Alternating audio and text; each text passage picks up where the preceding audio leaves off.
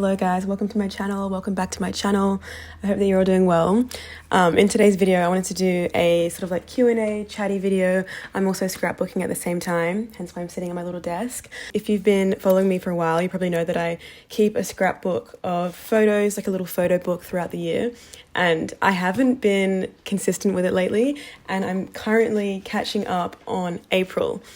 So I have all these photos printed off that I need to cut out and stick into my book. I honestly love the whole process of scrapbooking. I'm so glad that it's something that I've been trying to keep up with. It's just so nice to have your memories and your photos in like a tangible physical form, and just to be able to like flip through the pages and look back at memories. It's so much nicer than getting stuck scrolling in your phone on your camera roll. So yeah, this is my scrapbook. We're going to be scrapbooking, answering questions, having a chit chat. Let's get into it. I did a question poll thingy on my Instagram and some people asked me some really good questions. I've got questions like how to deal with stress, advice to someone feeling lost, where did I grow up, what made me want to start creating content, the biggest lesson I've learned this year. I've got some really good questions.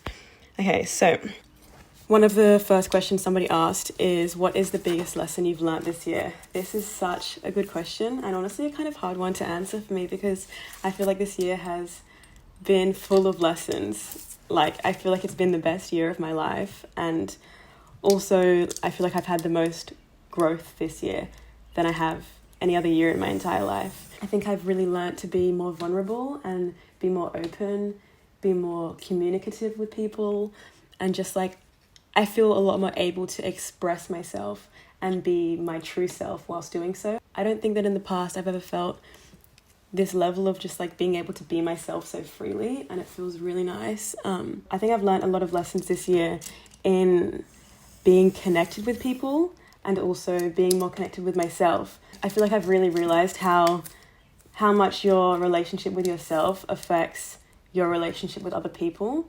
So I think that what I'm trying to say, biggest lesson I've learned this year, is there's strength in vulnerability, strength in being open and being able to share. I've learned that I can be understood. I think I've just learned a lot of lessons in connection and feeling connected with people, which has been really, really, really nice, really fulfilling. I'm struggling to find the words to articulate exactly what I'm trying to say, but I hope that you get a gist of what I'm trying to say. It's been a good year overall, but I don't know, it's hard to pinpoint a specific lesson because I feel like this year has just been this continual process of learning and unlearning and growing and evolving, and it's been amazing. I got a lot of questions on what I do for work and if I'm still working in architecture. I am still working in architecture. I work in architecture and interiors as an architectural designer, and I do enjoy my job. I enjoy what I do, but what I don't enjoy about it is just like the office environment and being like sitting at a desk for 8 hours a day every day. I really don't enjoy that aspect of work. So I feel like I just want to try and find, I don't know, a way that I can still do architecture and interiors in some capacity, but not be chained to a desk for 8 hours a day every day. And then I also got a question on what is my dream job. I don't know exactly, like I think I have so many dream jobs and I'm interested in so many different things. I feel like I have dream jobs, like multiple things. I would love for YouTube to become a career for me and to make money from creating these videos, and just like expressing myself would be so fulfilling for me, I think, because it's something that I genuinely enjoy so much and a huge passion of mine. So that's a dream job, I suppose. Love architecture and interiors. I still want to continue doing that. But like I said, I just don't enjoy working in an office all the time. What else would be a dream job? I would have loved to have been an athlete in another life, not in this lifetime, but I always think like being a gymnast or something would be so cool. Like, I don't know, or being a track star. I have this like weird fantasy life where I'm like at the Olympics and I'm competing. I don't know why, but yeah, that's another, not something that I actually want to pursue, but I just think that would be interesting to experience. Someone has said, in your life, where have you felt the greatest sense of belonging? That's a great question. I don't think that that's something that I feel very often, to be honest, and not like a consistent feeling I have in my life of feeling like I belong and feeling like a part of something. I think that I always usually feel quite separate from things. I feel like I belong within myself. Like I think that I always feel quite isolated in a way. not in a super negative way. Like, I think I've just honestly gotten really used to feeling like that. But it definitely is something that I think I'm searching for in my life more. Just like that feeling of being a part of community and having like people around and feeling, like a part of something, feeling like you belong. Honestly, something I'm searching for, not necessarily something that I feel in my everyday life. I think that I have felt a sense of belonging sometimes when I'm in places where I'm not even from. Like when I just went to New York, I'd never been to New York before, but I got there, literally on my first day, I got there and I was like, this feels good. Like, I feel like I belong even though I've never been here, which is interesting. Someone said, I want to move to Byron Bay, but I'm nervous that I won't be able to find a job. Definitely do it. If you have the ability to do it. You will find a job and you will make it work. I think that sometimes when you want to like take a leap like that and move somewhere new and sort of like throw yourself into uncertainty and discomfort, it can be really scary. And I feel like sometimes we can start to create like excuses for ourselves to talk us out of things. But if you really want it, you'll make it work and you'll find a job. I feel like places are always looking for work in Byron because people are always coming and going. I think that do it. Come to Byron, find a job. You'll make it work. I have faith. Someone said, what is life like here as a person of colour, and would I want to move elsewhere to connect more with community? That's a good question, and it really links to what I was saying before about feeling like I don't really belong. My experience of saying that I feel like I don't belong is kind of like the reflection of my experience as a person of colour in a predominantly white place. It doesn't like negatively detriment my life in a way that makes me sad and depressed. It just makes me feel sort of like, like I just don't have that huge sense of belonging, which is just something it's like a void inside of me, I think, like something that I'm yearning for more and more, especially the more I grow into myself. I feel like really ready to step into a life where I have more people around me and I have more community around me and I'm able to connect more. Would I move elsewhere to connect with more community? Yes, I would, and I will, and I am. I'm actually moving to London in August, which is super exciting.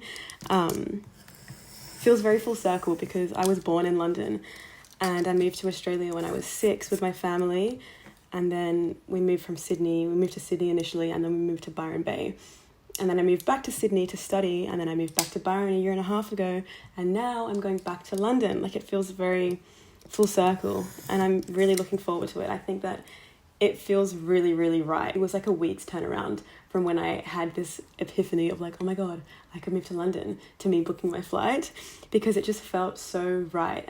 I don't know if I've ever felt so clear on a decision and like such an absence of fear, I think. Like, I don't feel any fear about moving. Like, there is a lot of uncertainty with like work and what I'm going to do and like just like how I'm going to make things work realistically.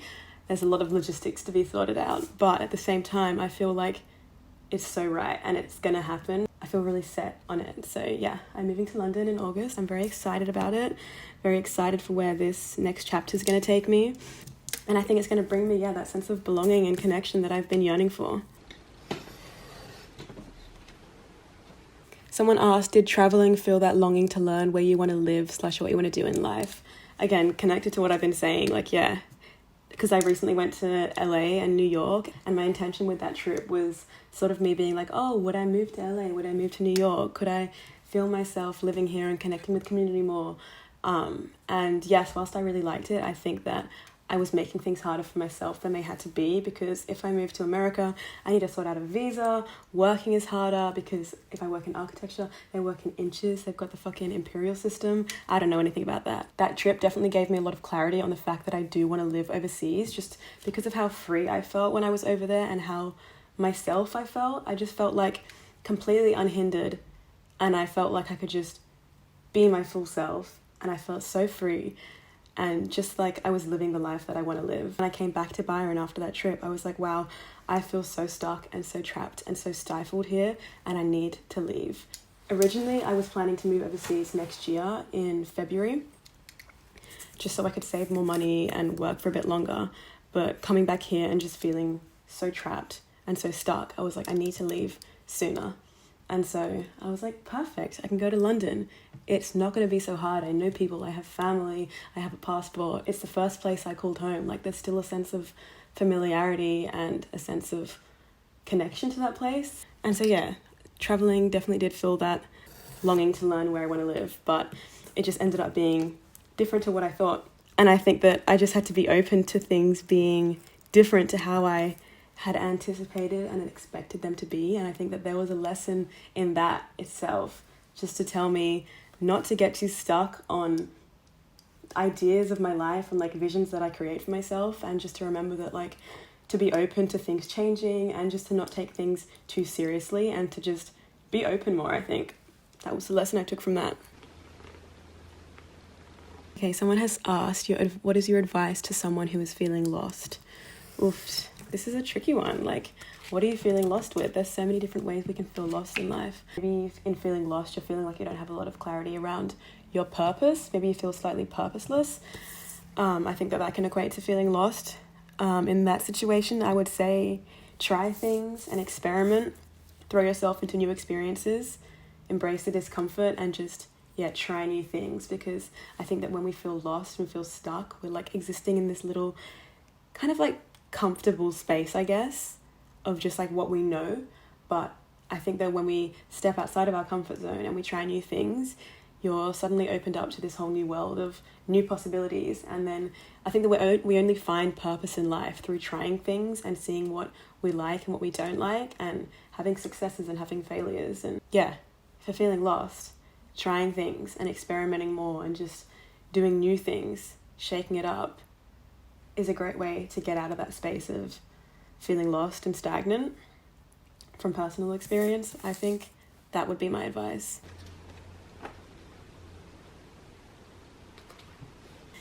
Someone asked what made me want to start creating content. Great question.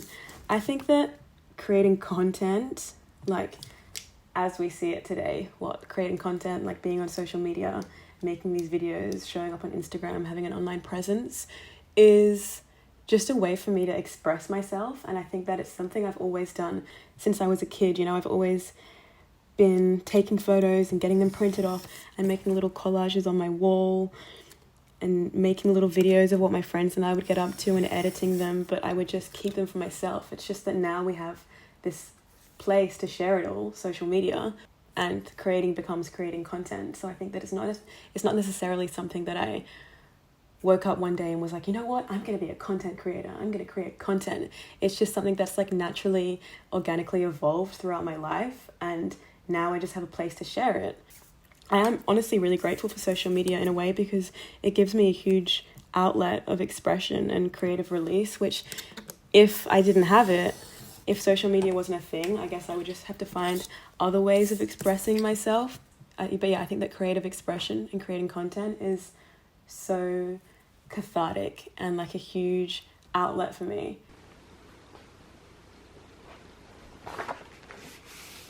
Another question is, how do you deal with stress mentally? A lot of different ways. Let's think. How do I deal with stress mentally? There's a few like core fundamental things I do to deal with stress that really help me. One is definitely journaling. I think that when I feel stressed, usually I've got like a lot of stuff in my mind and things are really tangled and unclear in my mind, and that's usually what causes some part of the stress. And I think that journaling is just like a really great way for me to organize my thoughts. And I think that when I can get things out onto paper, even just speaking things sometimes helps, but when I can get things out of my mind and then I can just see them a lot clearer, and I'm like, okay, I see it for what it is, rather than, I think that the mind sometimes mixes things up and makes things like more dramatic or more convoluted than they actually are. And I think that getting things out makes you realize what the thoughts are and like what's causing you stress, and you can see it for what it is rather than your mind playing tricks on you. Also, spending time outside, spending time in the sun if possible, I think is a really great way to ease stress mentally.